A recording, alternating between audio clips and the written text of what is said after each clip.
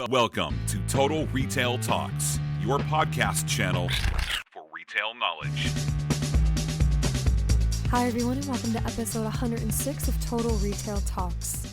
In today's episode, Total Retail's editor-in-chief Melissa Campanelli sits down with Neda Navab, head of customer experience and innovation at Enjoy, recorded at this year's Total Retail Talks Live in New York City. Listen in as they discuss Enjoy's brand story. And now, on to the show. Can you tell everyone about Enjoy? Absolutely. So I think the story of sort of what Enjoy is and what we do is so deeply intertwined with our founder and our sort of founding story. So being in a room full of retailers and listeners on the podcast who are probably retailers, how many of you have heard of Ron Johnson, the founder of Apple Retail? Yeah, some hands. Okay, there are some hands up in the room. So Ron, sort of this retail visionary who helped turn Target into Target in the late 90s, and then was poached by Steve Jobs to launch Apple Retail, which in the early 2000s, everyone thought was crazy to launch a retailer for a consumer electronics brand that had one or two products, right? How are you going to build this out? And sort of, the history, as we all know, in hindsight, is Apple Retail is the most successful and profitable per square foot retailer in the world. And so Ron is our founder at Enjoy, and I think the sort of kernel and sort of original thought that he had in founding Enjoy is, what if you could bring the best of the retail store experience that you have at the best retailer? Perhaps for some it's Apple Retail, perhaps for others it's Barnes & Noble. What if you could bring that best retail store experience actually directly to the consumer? What does the future of omni-channel really look like? It's meeting the consumer on their terms and on their turf. So what's the power of sort of, as opposed to, being an e-commerce business and, landing a product with a thud at the door? What if you could go through the door into the consumer's home or into their office? So what does Enjoy do?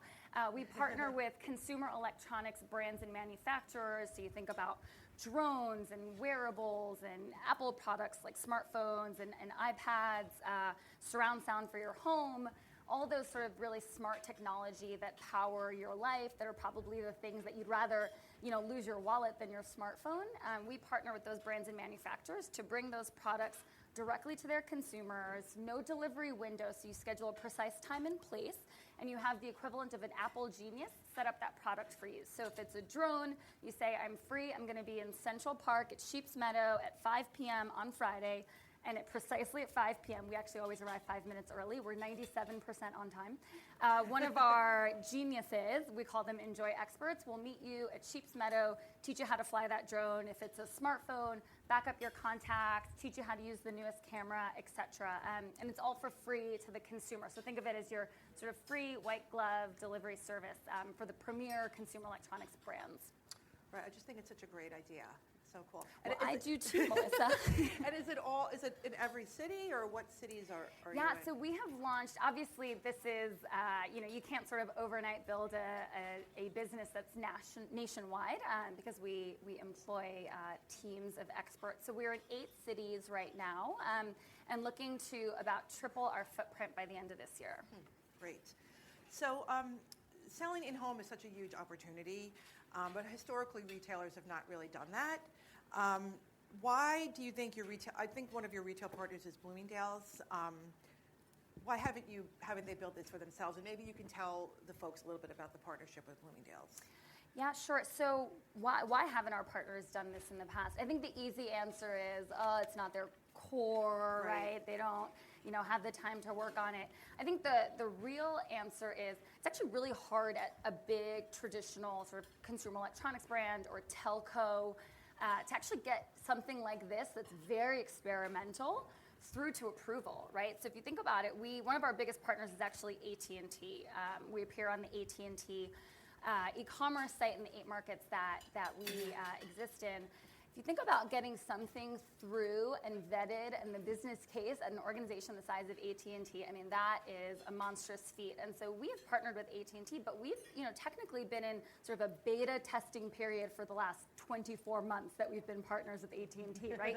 And there's something about being, sort of this experimental pilot that I think really allows the Enjoy champions at AT&T to shine and have a proof point for this really innovative concept that they have. So, you have the opportunity as a big partner or big company to either build, buy, or partner. And I think for something that's sort of as new and sort of non-existent, the best way to do it for these larger partners, I think, is to partner as opposed to build or buy. And I think the other piece is it's just really hard, right? Like last mile is really hard. Precise last mile with no delivery window is really hard. And then precise last mile with an expert, right? It's not just sort of getting a product to a person at a precise time. It's getting a person who's an expert to that product, to the consumer at a precise time. I mean, I don't know what else Ron could have added to our formula to make it more complicated, but that's also just a really hard problem to solve. Right. So how do you ensure the Enjoy experience is, you were just talking about all the different steps, and it's a huge thing that you're asking your workers to do or whatever. How do you ensure that the experience is consistent for every customer? Yeah, it's a great question.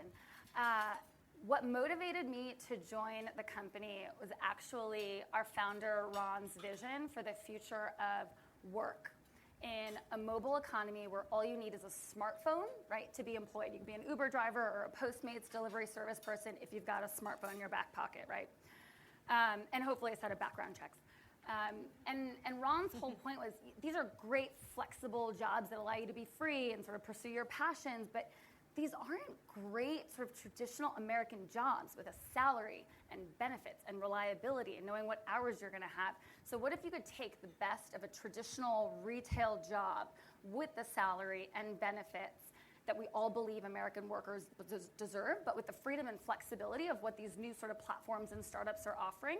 And so that's what we're creating, right? Is all of our, what we call experts who come to your door, they're all salaried. They all have benefits. They all actually own equity in Enjoy. And they all go through several weeks of training before they're ever allowed in front of a customer, before they're allowed to walk through the door, right, and service you and your product. Wow.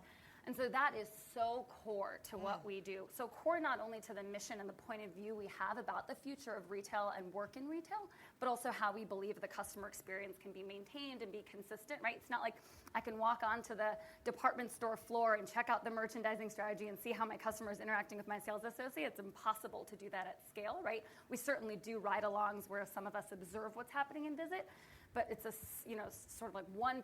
It's a slice of our visits that we can observe.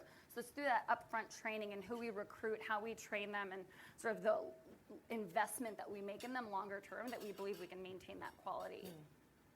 I'm sure that's a huge challenge.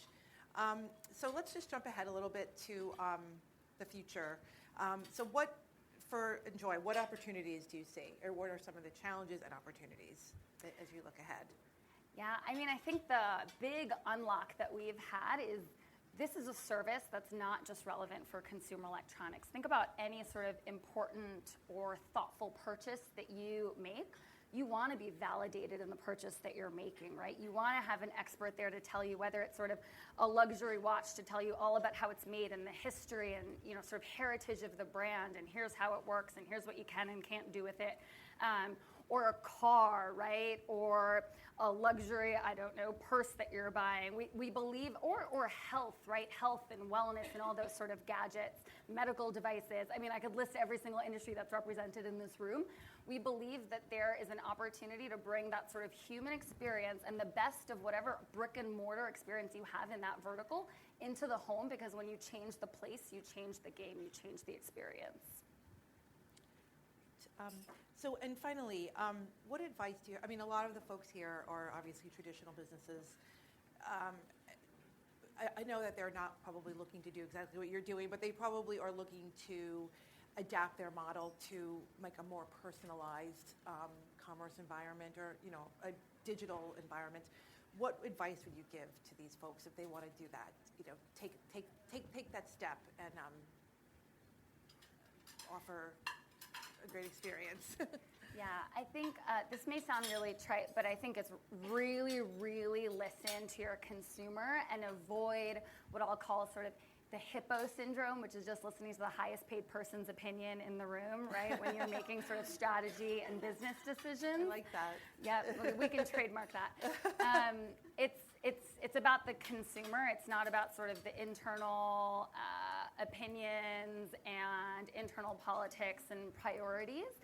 I think if you really open up to understanding what the consumer need is, it's going to unlock so many learnings. For example, for us, one of the things that we're starting to test with a large partner like AT&T is, what if there's a segment of consumers, and I actually bet it's every single New York consumer that we have, that doesn't actually want to spend 35 minutes with someone in their home teaching them how to use something. They're like, good God, 35 minutes, there's no way I can ever carve out 35 minutes. What if that consumer would love a 15-minute experience, right? And that was originally sort of like heretical in our mind, because we were all about this sort of deep, personalized, long experience with the customer, and we launched in certain markets. I'm like, why don't New Yorkers want our service? It's because New Yorkers don't have 35 minutes to spare, right?